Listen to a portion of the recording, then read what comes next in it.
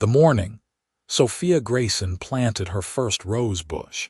She had no idea her entire life was about to change because of a man who walked past her garden gate at exactly 7:15 each morning. She had moved into the small cottage 6 months ago, drawn by the white picket fence and the plot of land that begged for someone to care about it. The previous owner had let everything go wild, and Sophia spent her first few months just clearing weeds and preparing the soil. She worked as a freelance illustrator, which meant her days were flexible enough to spend hours outside with her hands in the dirt, coaxing life from the earth. The neighborhood was quiet, tucked into a corner of the city where old money met new ambition. Her cottage was modest compared to the towering estates that lined the main boulevard 3 blocks over, but she loved it. The rent was manageable, the light through her studio window was perfect, and she had space for the garden she had always dreamed of cultivating. That first morning when she noticed him, Sophia was on her knees in the dirt, wrestling with a particularly stubborn root. Her dark hair was tied back in a messy bun, and she wore her oldest jeans, the ones with paint stains and a hole in the knee. She happened to glance up just as a man in an impeccable charcoal suit walked past her gate. He was tall, broad-shouldered, with dark hair that caught the morning sunlight. Even from a distance, she could see the sharp line of his jaw, the way he carried himself with absolute confidence. He walked with purpose, his stride long and measured, and he did not look her way. Sophia shrugged and went back to her route. The next morning she was watering her newly planted herb garden when he passed again. Same time, same direction, same purposeful stride. She wondered vaguely where he was going, then forgot about him as soon as he disappeared around the corner. By the third morning, she started anticipating his passage. Not consciously, but she found herself outside at 7:15, puttering around her garden beds even when they did not strictly need attention. He never looked at her gate, never slowed, never acknowledged her presence. A week passed. Then 2. Sophia planted tulip bulbs and daffodils, added a small wooden bench beneath the oak tree, and started training morning glories up the trellis by her front door. Her garden was transforming from a mess of potential into something real, something beautiful. She spent her mornings outside and her afternoons at her drawing tablet, illustrating children's books and occasionally taking on commercial work when the bills demanded it. And every morning at 7:15, the man in the suit walked past. It was on a Tuesday in late April when she first noticed the change. She was pruning her rose bush, the one that had finally started showing signs of life, when she heard footsteps slow slightly. She glanced up to see him still walking, but his pace had changed, just barely. Just enough that he passed her gate a second later than usual. The next morning, the same thing happened. His stride shortened almost imperceptibly as he approached her garden, then resumed its normal pace once he had passed. Sophia found herself curious despite herself. She started paying more attention, watching from the corner of her eye as she tended her flowers. Each day he slowed a fraction more, never stopping, never turning his head, but definitely, unmistakably slowing. By the end of the month, his pace had decreased enough that she could see him more clearly. He was younger than she had initially thought, probably in his early 30s. His suits were expensive, she could tell that much. They fit him perfectly, tailored to his frame, and he wore them with the ease of someone who had grown accustomed to quality. His features were striking, all strong lines and angles, and there was something intense about him even in profile. She wondered what he did for a living. Lawyer, maybe. Or some kind of executive. The suits suggested money, and the early morning routine suggested discipline. One morning in early May, Sophia was planting peonies when she heard the footsteps approach, and then stop entirely. Not at her gate, but close enough that the silence was noticeable. She froze, her hands in the soil, suddenly aware of how she must look with dirt under her nails and sweat on her forehead. After a moment, the footsteps resumed and he walked on. But something had shifted. The next morning, he stopped again. This time for 5 seconds, then 10. Sophia kept her eyes on her work, her heart beating faster for reasons she could not quite explain. She was 27 years old, not some teenager getting flustered over a stranger, but there was something about the deliberateness of his attention that made her feel seen in a way she had not experienced before. On Friday, he stopped for a full 30 seconds. On Monday, he spoke. "Your garden is beautiful." His voice was deep, warm, and it sent a shiver down her spine that had nothing to do with the morning chill. Sophia sat back on her heels and looked up, shading her eyes against the sun. "Thank you," she said, trying to sound casual. "It's a work in progress." Up close, he was even more striking. His eyes were a startling shade of blue-gray, intense and focused entirely on her. There was a slight shadow of stubble along his jaw, the only imperfection in an otherwise immaculate appearance. "You have been working on it for months," he said. It was not a question. "You have been walking past for months," she replied. Something flickered in his expression, amusement maybe, or appreciation. "I have." They looked at each other for a long moment, and Sophia felt the weight of all those mornings when he had walked past, the gradual slowing, the building tension of his eventual stop. "I'm Vincent," he said. "Vincent Ashford. Sophia Grayson." He nodded once, as if committing her name to memory, then glanced at his watch. "I have a meeting, but perhaps tomorrow I could stop for longer." "Perhaps," Sophia said, fighting back a smile. She watched him walk away, his stride returning to its original purposeful pace, and she realized her hands were trembling slightly. Vincent Ashford. The name meant nothing to her, but something about the way he carried himself suggested it should. That afternoon, curiosity got the better of her. She pulled up her laptop and typed his name into the search bar. The results made her sit back in her chair, eyes wide. Vincent Ashford was not just wealthy. He was billionaire wealthy. He was the CEO and founder of Ashford Industries, a conglomerate that had started in manufacturing and expanded into technology, real estate, and green energy. At 32, he was one of the youngest self-made billionaires in the country, known for his sharp business acumen and his intensely private personal life. There were articles about his company, about his business deals, about his philanthropic efforts. There were far fewer articles about him personally.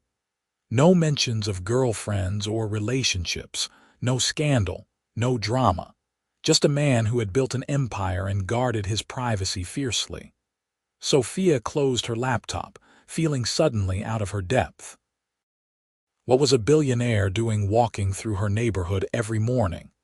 And why on earth was he interested in her garden? The next morning, she almost stayed inside.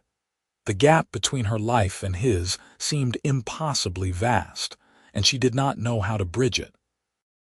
But at 7:10, she found herself outside anyway, fussing with her daisies and trying not to watch the street. At 7:15 exactly, Vincent appeared. This time, he stopped directly at her gate. "Good morning," he said. "Good morning," Sophia replied, brushing dirt from her hands. "May I?" He gestured toward the gate. Her heart jumped. Of course. He opened the gate with careful precision and stepped into her garden. Up close on her territory, he seemed even larger, his presence filling the small space. But he moved carefully, respectfully, his attention on the flowers rather than on her. "You have an eye for color," he said, studying the arrangement of blooms. "The way you have grouped these, it's intentional, artistic." "I'm an illustrator," Sophia said. "Color is part of my job." "What do you illustrate?" "Mostly children's books. sometimes other things. He turned to look at her fully, and the intensity of his gaze made her breath catch. I would like to see your work sometime. I can show you now if you want. I have a portfolio on my website. I would prefer to see it in person, Vincent said, but I do have that meeting. He glanced at his watch again, and she noticed it was simple, elegant, probably worth more than her car. Could I come back tonight, perhaps, for dinner? Sophia blinked. Dinner, if you are free. If I am not being too forward. You are being forward, she said, but she was smiling. But yes, dinner would be nice. 7 o'clock. 7 o'clock. He nodded, and for a moment something like relief crossed his features. Then he was back to that composed, controlled exterior. I will see you tonight, Sophia. She watched him leave, watched him check his watch and break into a faster stride, late now because of her. The thought made her feel powerful and terrified in equal measure. The rest of the day passed in a blur. She tried to work on her current illustration project, but her mind kept wandering to the evening ahead. She cleaned her cottage, changed her clothes 3 times, and tried to decide what to make for dinner before realizing she had no idea what a billionaire would want to eat. In the end, she settled on simplicity. Pasta with homemade marinara sauce, a salad from her garden, fresh bread from the bakery down the street. If he wanted fancy, he could go to any restaurant in the city. She had a feeling he was here for something else. At exactly 7 o'clock, there was a knock on her door. Vincent had changed from his morning suit into dark jeans and a navy button-down shirt, the sleeves rolled up to reveal strong forearms. He looked more relaxed, more human, and he held a bottle of wine that probably cost more than her monthly rent. You found the place okay, Sophia said, then immediately felt stupid. Of course he had. He walked past it every morning. I did, he said, his mouth quirking into an almost smile. Thank you for having me. She led him inside, suddenly seeing her cottage through his eyes. It was small, cozy, filled with her artwork and plants and mismatched furniture she had collected from thrift stores and garage sales. Nothing matched, nothing was expensive, but it was hers. Vincent looked around with what seemed like genuine interest. It suits you, he said. You do not know me well enough to know what suits me, Sophia pointed out. Not yet, he agreed, but I would like to. Over dinner, she learned that Vincent walked through her neighborhood every morning because his personal trainer had a studio 3 blocks away. He went there at 7:30 for an hour-long session before heading to his office. The walk was part of his routine, a few minutes to clear his head before the intensity of exercise and then work. I noticed your garden that first morning you were out there, he said. You were fighting with a root, completely absorbed. You did not see me walk past. I remember that day, Sophia said. That root was impossible. Did you win? Eventually. It took a shovel and a lot of swearing, but yes. He laughed, a real laugh that transformed his face, and Sophia felt something warm unfurl in her chest. She told him about her work, about the joy of bringing stories to life through images, about the struggle to make a living as a freelance artist. He listened with complete attention, asking questions that showed he was genuinely interested, not just being polite. Why did you slow down? She asked finally. Every morning you were walking slower and slower. Why? Vincent set down his wine glass and looked at her steadily. Because every morning your garden was more beautiful, and every morning I wanted a better look at the woman who was creating that beauty. The honesty in his words made her cheeks flush. You could have just stopped and introduced yourself weeks ago. I could have, he admitted, but I did not want to intrude, and I suppose I was enjoying the anticipation, wondering if you had noticed me, wondering if you were curious. I was curious, Sophia said softly. Very curious. They talked until late, until the wine was gone and the candles had burned low. Vincent helped her clean up, moving comfortably in her small kitchen, and when he finally said he should go, Sophia felt a pang of disappointment. At the door he paused. "May I see you again? Properly, I mean. A date." This was not a date. This was me inviting myself to your home and you being gracious enough to feed me. I would like to take you somewhere. Tomorrow night. Tomorrow is Saturday, Sophia said. Is that a problem? No. It is perfect. He smiled then, a full genuine smile that made him look younger, less guarded. I will pick you up at 7. After he left, Sophia leaned against her door and let out a long breath. This was insane. She was going on a date with a billionaire who had been walking past her garden for months, slowing down day by day until he finally stopped. It felt like something out of a story she would illustrate, not something that happened in real life, but it was happening. And she could not wait to see where it would lead. Vincent took her to a small Italian restaurant tucked away in a part of the city she had never explored. It was intimate and elegant without being stuffy, and the owner greeted Vincent by name, showing them to a private corner table. "You come here often?" Sophia asked. "It is one of the few places I can eat without being recognized," Vincent said. "Marco, the owner, values privacy as much as I do." Over antipasti and pasta that made her homemade sauce seem amateur by comparison, Sophia learned more about the man behind the headlines. Vincent had grown up middle class, the son of a factory worker and a teacher. He had put himself through college, started his first business at 23, and built it into something massive through a combination of intelligence, instinct, and relentless work ethic. "It sounds lonely," Sophia said. He looked at her in surprise. "Most people say it sounds impressive."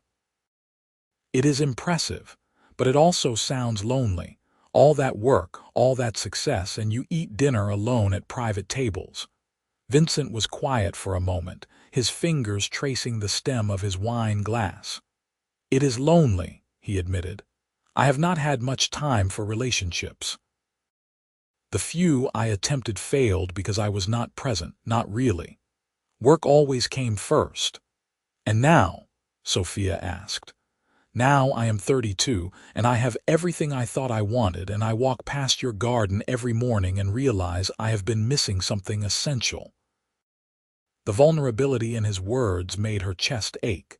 She reached across the table and placed her hand over his. "I am glad you finally stopped." He turned his hand over, lacing his fingers through hers. "So am I." They dated through the spring and into summer. Vincent adjusted his schedule, coming to her cottage in the evenings after work, bringing takeout or cooking with her in her tiny kitchen. On weekends, they explored the city together, finding hidden gardens and quiet museums, places where they could be just two people getting to know each other. Sophia met his professional side gradually. He was careful not to overwhelm her with his world, but she saw glimpses of it. The way people deferred to him, the constant phone calls and emails, the weight of responsibility he carried. She understood why his previous relationships had failed. Dating Vincent Ashford meant sharing him with an empire that demanded constant attention, but when they were together, he was present, completely, utterly present. He listened to her talk about her latest project with the same intensity he probably brought to board meetings. He helped her plant a vegetable garden in the back corner of her yard, getting dirt under his fingernails and laughing when she teased him about it. He held her hand while they walked through the farmer's market on Sunday mornings, and he kissed her like she was the only thing in the world that mattered. The first time he kissed her, they were in her garden at sunset. She had been showing him her roses, which had finally bloomed in a riot of pink and red. He had been listening, watching her with that intense focus, and then suddenly, his hand was cupping her face and his mouth was on hers. It was a perfect kiss, soft and deep and full of the tension that had been building between them for weeks. When they pulled apart, Sophia was breathless, her hands fisted in his shirt. "I have wanted to do that since the first morning you looked up at me from your garden," Vincent said, his voice rough. "You should have stopped walking past sooner," Sophia replied, and pulled him back down for another kiss. Their relationship deepened over the summer. Sophia met his assistant, a sharp woman named Patricia who clearly ran his professional life with ruthless efficiency. She met his business partner, David, who had been with him since the beginning and who looked at Sophia with cautious approval. "He is different with you," Patricia told her one afternoon when Vincent had left them alone in his office while he took a call. "Lighter, happier." "He makes me happy too," Sophia said. "Good. He deserves that. He works so hard, gives so much to the company. He deserves someone who sees him, not just his success." Vincent took her to events occasionally, charity galas and business dinners where she wore dresses he bought for her, and tried not to feel overwhelmed by the wealth and power surrounding them. But he always kept her close, his hand on the small of her back, his attention returning to her constantly as if to make sure she was okay. "Is it always like this?" she asked after one particularly lavish event. "Like what? So much. So excessive." Vincent pulled her close as they rode in the back of his car, the city lights streaming past the windows. "Yes, it is part of the world I live in, but you do not have to be part of that world if you do not want to be. You are part of my life, not my business." "Your business is your life," Sophia pointed out. "It was," Vincent said. "But things change, priorities shift." She understood what he meant one Saturday morning when he called to cancel their plans. There was a crisis at one of his factories, a safety issue that needed his immediate attention. She could hear the tension in his voice, the weight of responsibility. "Go," she told him. "Take care of it. I will be here when you get back." "You are sure, Vincent, people's safety is more important than brunch. Go." He showed up at her door that night, exhausted and rumpled, his tie long gone and his shirt sleeves rolled up. Sophia pulled him inside, fed him leftover soup, and let him fall asleep on her couch with his head in her lap. She ran her fingers through his hair and watched him sleep, this powerful man who carried so much weight, and felt her heart crack open with love for him. The realization should have scared her. It did scare her a little. Loving Vincent meant accepting all the complications that came with him. But as she looked down at his sleeping face, peaceful in a way she rarely saw it, she knew it was too late to protect her heart. She was already all in. Vincent woke up an hour later and found her watching him. "Sorry," he murmured. "I did not mean to fall asleep. You needed it. Long day." "Very long, but better now." He sat up, pulling her close. "Thank you for understanding, for being patient with me. Thank you for coming here instead of just going home alone." "I would rather be here with you than anywhere else," Vincent said and kissed her forehead. "You are becoming essential to me, Sophia. I need you to know that." "You are becoming essential to me too," she whispered.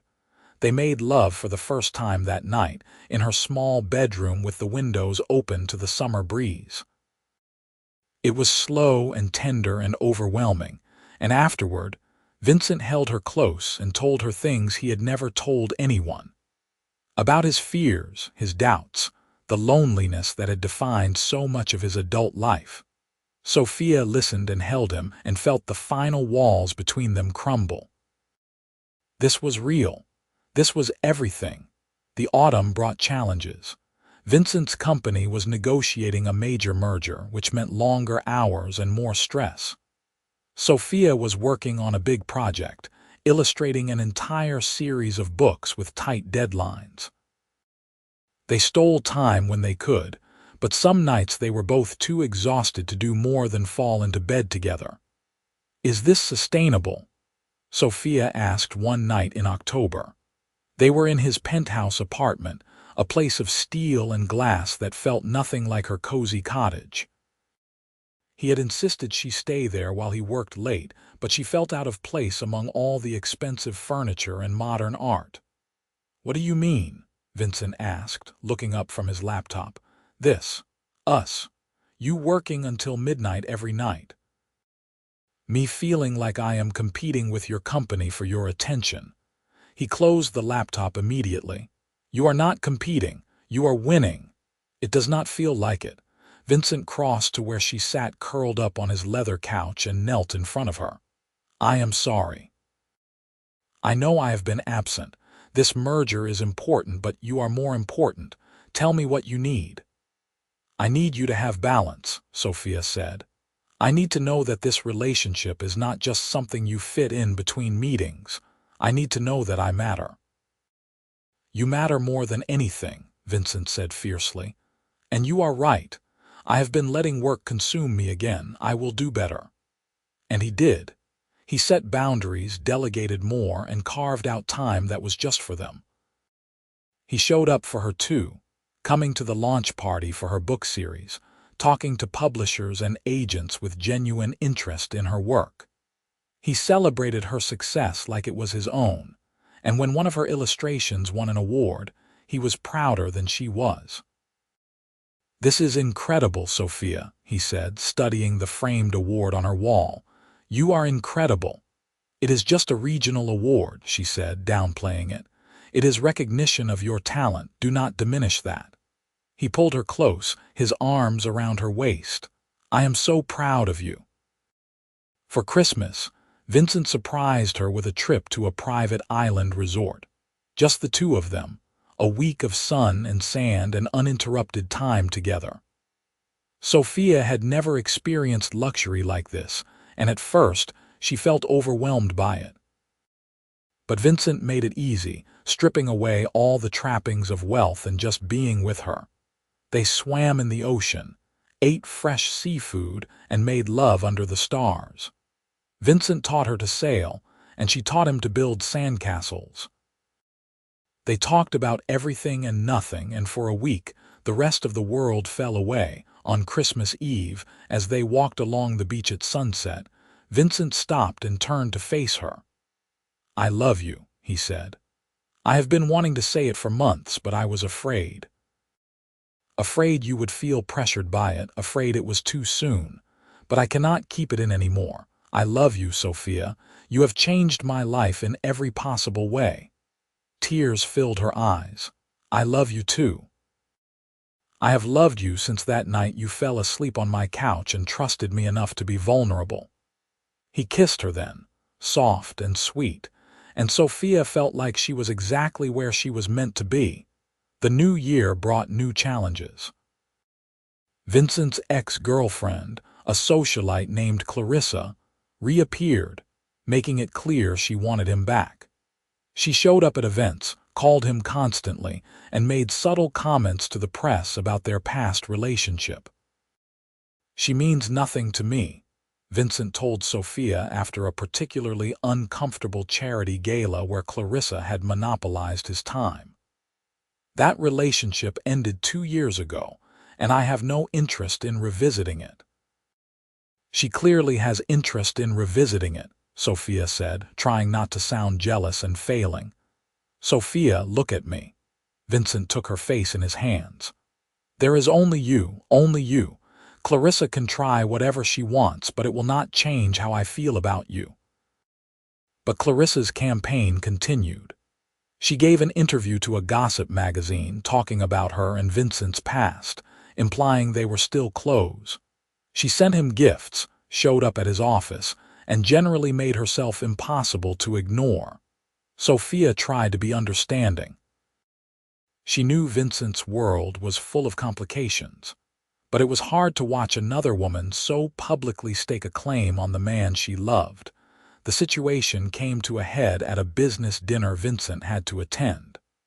Sophia was supposed to go with him, but she had a deadline and begged off. The next morning, there were photos online of Vincent and Clarissa at the event, standing close together, her hand on his arm. The captions speculated about a rekindled romance. Sophia stared at the photos on her laptop, her stomach in knots. She knew better than to believe gossip sites. She knew Vincent loved her. But the images still hurt, still made her feel inadequate compared to Clarissa's polished beauty and easy comfort in Vincent's world. When Vincent called that morning, she let it go to voicemail. When he showed up at her cottage an hour later, she almost did not answer the door. "Sophia, please," he said through the door. "I saw the photos. I know what they look like, but nothing happened. She showed up uninvited and attached herself to me. I spent the entire evening trying to politely get away from her." Sophia opened the door. Vincent looked frantic, his hair disheveled like he had been running his hands through it. "I believe you," she said. "You do?" "Yes, but Vincent, this is hard. Watching her chase after you, seeing these photos, knowing she is part of your world in a way I will never be." "She is not part of my world anymore," Vincent said. "And I do not want her to be. I spoke to my lawyer this morning. I am getting a restraining order if necessary. I will not let her come between us. You cannot get a restraining order against someone for showing up at public events.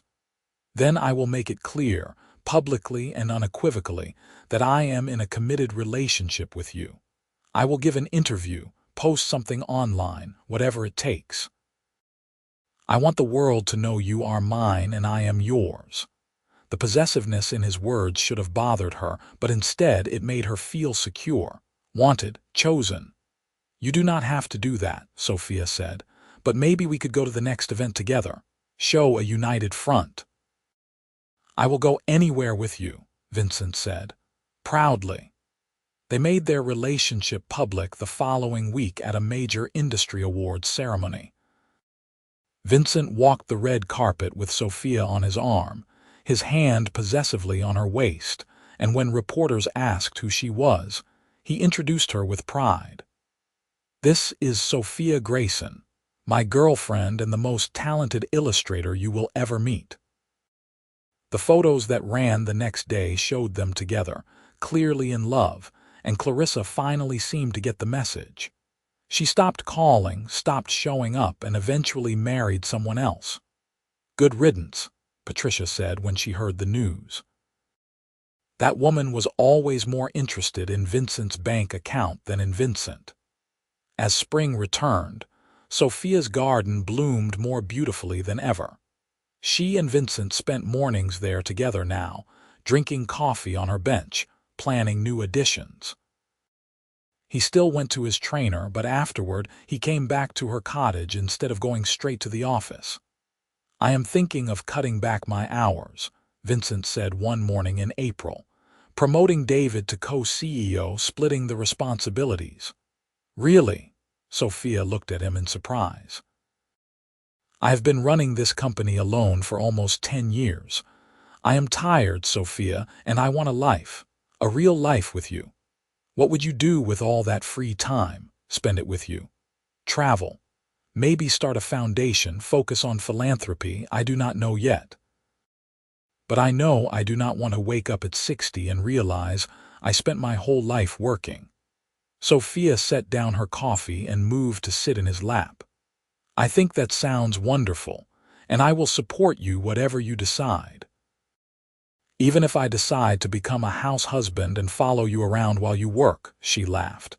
"Especially then." Vincent made the change in June, and the shift in him was immediate. He was lighter, more present, more at peace.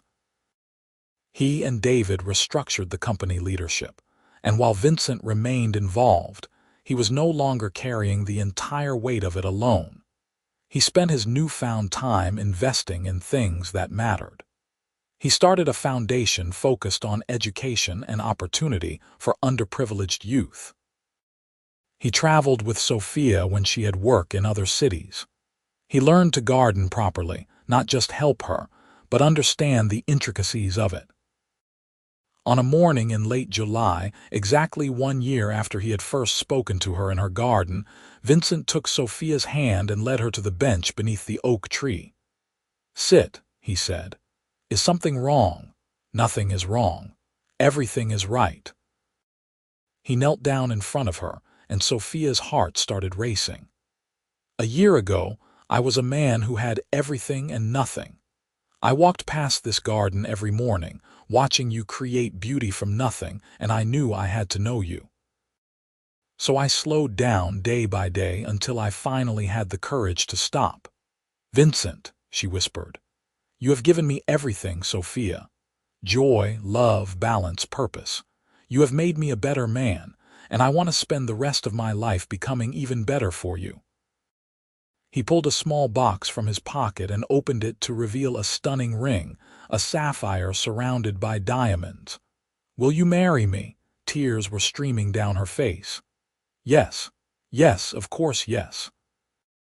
He slipped the ring on her finger and kissed her, and the garden around them seemed to bloom even brighter. They married in the autumn, in a small ceremony in her garden. Only close friends and family attended. David was Vincent's best man. Patricia cried through the entire ceremony. Sophia's sister stood beside her as maid of honor. When Vincent slipped the wedding band on her finger, he whispered, "Thank you for noticing me. Thank you for waiting while I found the courage to stop. Thank you for slowing down," she whispered back. The reception was held in a tent in the backyard, with lights strung through the trees and flowers everywhere.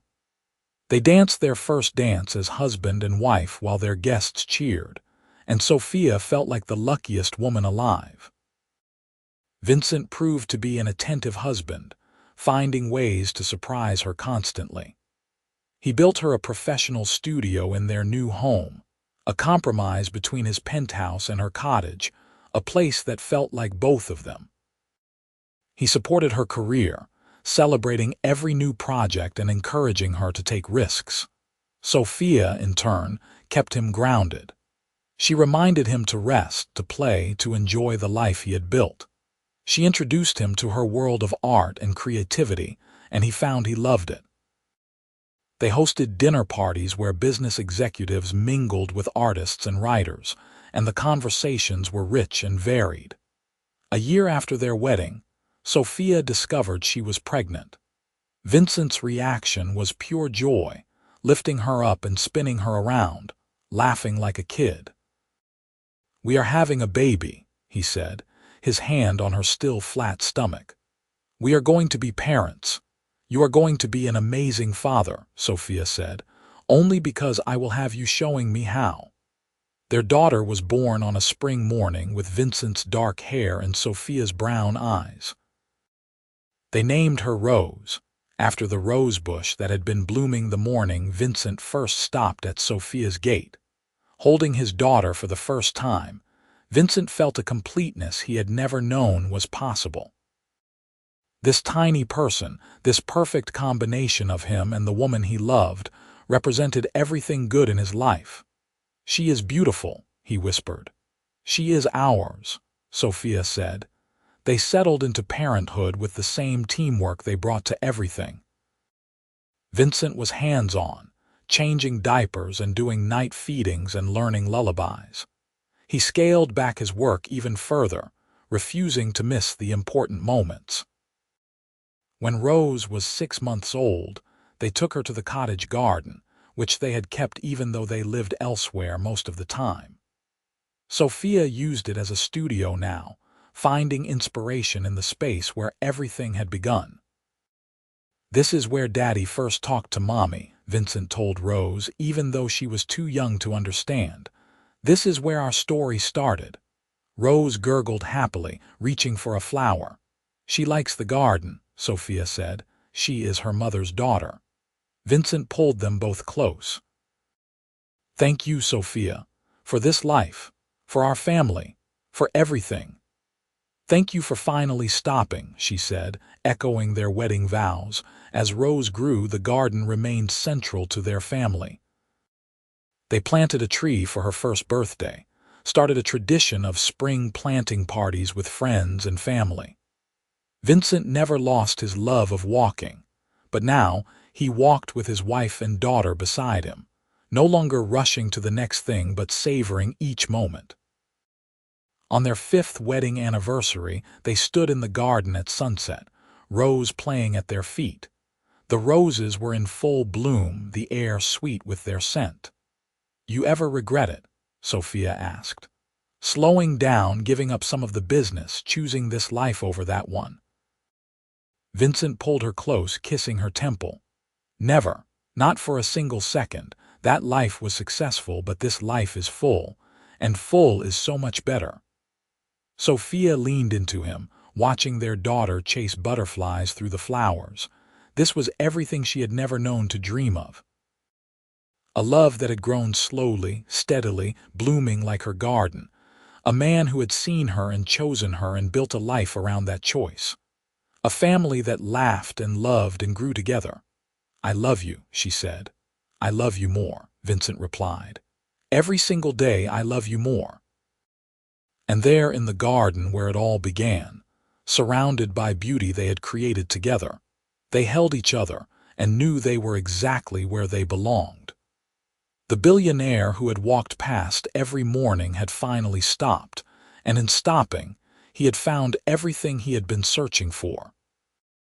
And Sophia, who had only wanted to grow something beautiful, had ended up cultivating the most beautiful thing of all, a love that would last a lifetime.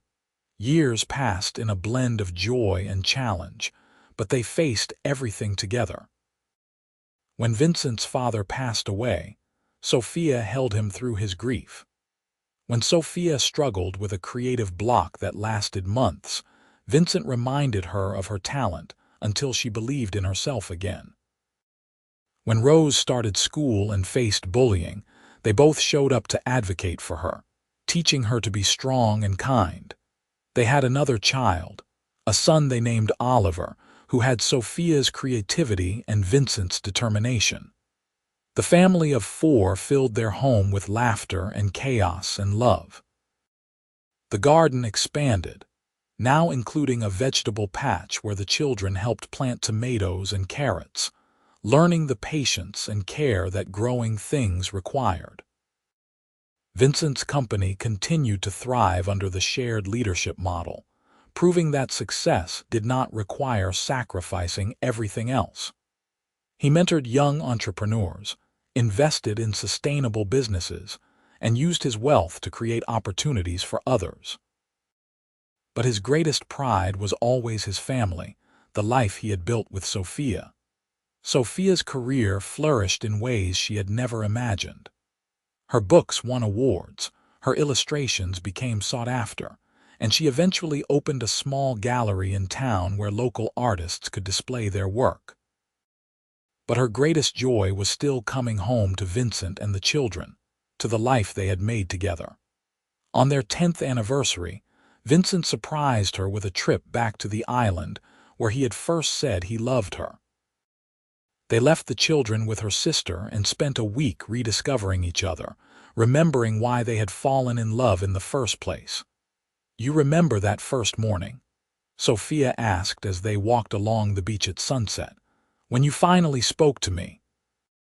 "I remember being terrified," Vincent admitted. "I had rehearsed what to say 100 times, and when the moment came, all I could manage was a comment about your garden. It was perfect. You were perfect." "I was in love with you already," he said. "I just did not know it yet. Or maybe I did know it, and that was why I was so scared.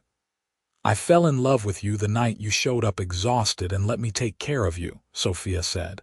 "That was when I knew you trusted me, that you saw me as someone safe." "You are my home," Vincent said. "You always have been."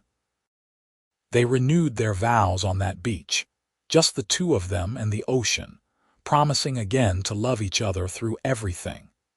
And when they returned home to their children and their life, they did so with renewed commitment to the partnership they had built. As the children grew older, they asked about how their parents met. Rose and Oliver loved the story of the billionaire who walked past their mother's garden every morning, slowing down day by day until he finally stopped. "That is so romantic," Rose sighed when she was 12. "That is kind of creepy," Oliver said when he was 10.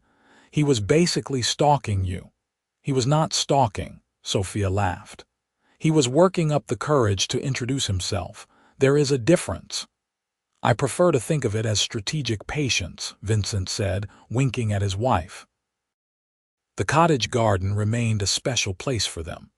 They held family dinners there on summer evenings, taught the children to plant and weed and harvest. Vincent still walked past it most mornings, though now he walked with purpose toward home rather than away from it. On a morning in late spring, when Rose was preparing to leave for college and Oliver was entering high school, Sophia and Vincent stood in the garden together. The roses were blooming, the same varieties she had planted all those years ago, now mature and full and beautiful. "We have built something good," Sophia said. "We have built something extraordinary," Vincent corrected. "And it started right here with you covered in dirt and me too nervous to speak." "Not too nervous. You managed eventually. Best decision I ever made, stopping that morning." Sophia leaned into him, feeling the solid warmth of him, the steadiness that had been her anchor for so many years. "Best decision I ever made was planting this garden. It brought you to me." "I think we were always going to find each other," Vincent said. "The garden just gave us a place to begin." They stood there together as the morning sun climbed higher, warming the earth, coaxing new growth from old roots. Their children were inside, probably arguing over breakfast. The day ahead was full of responsibilities and schedules and all the chaos of family life. But for this moment, in this garden where their story began, it was just the two of them. Just like that first morning when Vincent had finally stopped walking, had finally spoken, had finally taken the first step toward the life they would build together. And Sophia, who had only wanted to grow flowers, had ended up growing something far more precious. A love that bloomed more beautifully with each passing year, a family rooted deep in trust and care, a life that was exactly what both of them needed. "I love you," she said, the same words she had spoken 1,000 times but which never lost their meaning. "I love you," Vincent replied, pulling her closer. "Every day more than the day before." The garden bloomed around them, a testament to patience and care, and the beautiful things that grow when you tend them properly. And in the warmth of the morning sun, with the scent of roses in the air and the sound of their children's laughter drifting from the house, Sophia and Vincent knew they had created something that would last forever. A love story that had started with a billionaire slowing his steps day by day until he finally found the courage to stop. And in stopping, he had found his home. They both had.